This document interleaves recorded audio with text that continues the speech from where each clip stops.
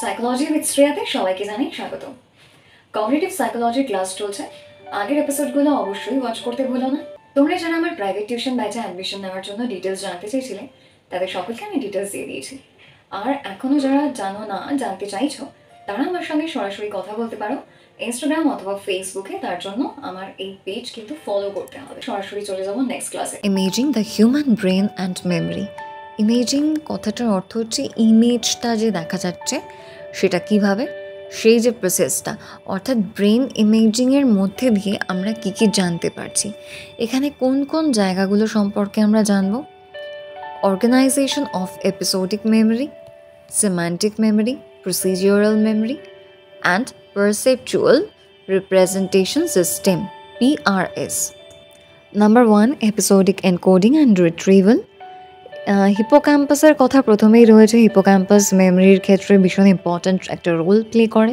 এক্ষেত্রে দুটো brain imaging টেকনিকের কথা বলা হয়েছে।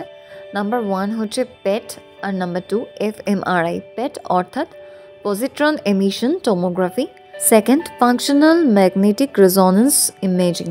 এর মধ্যে দিয়ে যেটা দেখা হচ্ছে সেটা হলো যখন কোনো একটা বিষয়বস্তু বা কোনো একটা ইনফরমেশনকে আমরা এনকোড করি, সেই কাজটা করবার সময় আমাদের ব্রেনের কোন পার্টটা অ্যাক্টিভ রোল প্লে করে, নতুন একটা ইনফরমেশন এনকোড করার সময় কোন পার্টটা অ্যাক্টিভ রোল প্লে করে। এক্ষেত্রে যে কাজটা করা হয়েছে সেটা হলো ফেস এনকোডিং অ্যান্ড রিকগনিশন, অর্থাৎ কতগুলো মুখের ছবি থাকবে, সেটা হিউম্যান ফেসই সাধারণত হয়।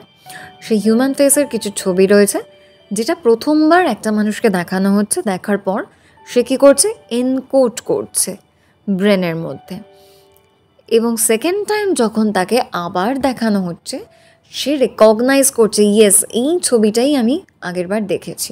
এবার প্রশ্ন হলো যে হিপোক্যাম্পাস যেহেতু মেমোরাইজেশন টেকনিকের সঙ্গে ইনভলভ রয়েছে, তো এক্ষেত্রে কিভাবে নিউ ইনফরমেশন এনকোডিং করতে হিপোক্যাম্পাস হেল্প করছে। NIHM-এ একটা রিসার্চ ওয়ার্ক করা হয় যেখানে কিছু সাবজেক্ট নেওয়া হয়, মানে যাদের ওপর টেস্টিং করা হবে তাদেরকে কিছু ফেসেস অথবা কিছু ননসেন্স প্যাটার্ন দেখানো হয়, যেটার ওপর বেস করে তাদেরকে প্রথমে এনকোড করানো হয় এবং তারপর রেকগনাইজ করতে হবে। এবং আরেকটা যে জিনিসটা করা হচ্ছিল সেটা হলো তাদেরকে তো অনেকগুলো ফটোগ্রাফ, মানে অনেকগুলো মুখ একসঙ্গে দেখানো হচ্ছেই, এবার যখন রেকগনাইজ করার টার্নটা আসছে সেই সময়তে কী করা হচ্ছে, দুটো ফটোগ্রাফ দেখানো হচ্ছে, দেখিয়ে বলা হচ্ছে এর মধ্যে কোনটা তুমি প্রথমে দেখেছিলে, এবং তাকে রেকগনাইজ করতে হচ্ছে। যদি সে প্রপারলি এনকোড করে থাকে তাহলে ঠিকঠাক করে রেকগনাইজ করতে পারবে। এই যা কিছু প্রসেস চলছিল এইটা পেট স্ক্যানের মধ্যে দিয়ে রেকর্ড হচ্ছিল। এই ইনভেস্টিগেশনে দেখা যায় যখন এনকোডিং চলছিল তখন ব্রেনের রাইট হিপোক্যাম্পাস রিজিয়নটা অ্যাক্টিভ ছিল, কিন্তু যখন রেকগনিশন চলছে, সেই যখন রেকগনাইজ করছে সেই সময় কিন্তু রাইট হিপোক্যাম্পাস রিজিয়নটা অ্যাক্টিভ ছিল না। এর আগের এপিসোডটা যদি ওয়াচ করে থাকো তাহলে সেখানে দেখতে পাবে অ্যামনেশিয়ার ক্ষেত্রে যেখানে মিডিয়াল টেম্পোরাল লোবটা ড্যামেজ হয়ে যাচ্ছে, সেখানে কিন্তু অর্থাৎ যখন অ্যান্ট্রোগ্রেড অ্যামনেশিয়া হচ্ছে তখন একটা মানুষের এনকোড করার ক্ষমতা চলে যায়, যেটা হিপোক্যাম্পাসের সঙ্গে যুক্ত। সুতরাং দেখো এখানে একদম ক্লিয়ারলি লেখা রয়েছে এনকোডিংয়ের সময় লেফট প্রিফ্রন্টাল কর্টেক্স অ্যাক্টিভেট থাকে, আর যখন রেকগনাইজ করছে রেকগনিশনের সময় রাইট প্রিফ্রন্টাল কর্টেক্স অ্যাক্টিভেট থাকে। কাজেই এনকোড যদি না করতে পারে তাহলে কি করে নতুন শেখা বা নতুন লার্ন করা জিনিসগুলো সে মনে রাখবে, অর্থাৎ রিসেন্ট মেমরিটাতে কিন্তু তার প্রবলেম হচ্ছে, remote memory. Okay, HERA, hemisphere encoding retrieval asymmetry. এই যে মডেলটা, এটা কি রিপ্রেজেন্ট করছে? Encoding involves the left hemisphere. Right হেমিস্ফিয়ারের তুলনায় এনকোডিং লেফট হেমিস্ফিয়ারের সঙ্গে বেশি ইনভলভ, এবং রিট্রিভাল ইনভলভস কিসের সাথে? রাইট হেমিস্ফিয়ারের সঙ্গে মোর দ্যান লেফট হেমিস্ফিয়ার। এছাড়া এর সঙ্গে নিউ কর্টিক্যাল এরিয়াটাও কিন্তু অ্যাক্টিভেটেড থাকে। পরবর্তীকালে আরও অনেকেই অনেক রকমের রিসার্চ করেছেন, যেমন প্রথমে পেট স্ক্যান করা হয়েছিল, এরপরে fMRI করেও দেখা হয়েছে। এখানে বেশ কিছু অনেকের নাম পাবে এবং ইউনিভার্সিটির নাম পাবে, সেখানে এই ধরনের রিসার্চগুলো আরও বিভিন্ন রকমভাবে করা হয়।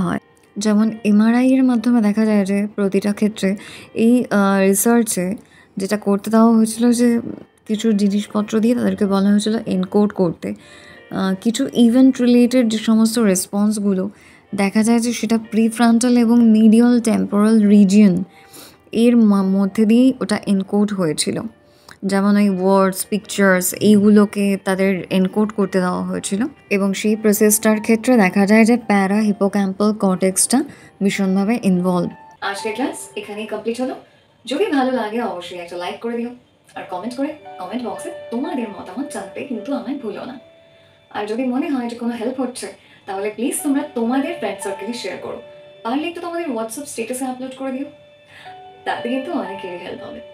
সাবস্ক্রাইব না করা থাকলে সাবস্ক্রাইব করে বেল আইকনটা প্রেস করে দিও যদি ক্লাসগুলো ভালো লাগে। আর অবশ্যই আমার ফেসবুক আর ইনস্টাগ্রাম পেজটা ফলো অ্যান্ড লাইক করতে ভুলো না, তা না হলে অ্যাডভান্স নোটিফিকেশনগুলো কিন্তু পাবে না। নেক্সট এপিসোড নিয়ে আসছি খুব তাড়াতাড়ি। ততক্ষণের জন্য সঙ্গে থেকো, ভালো থেকো।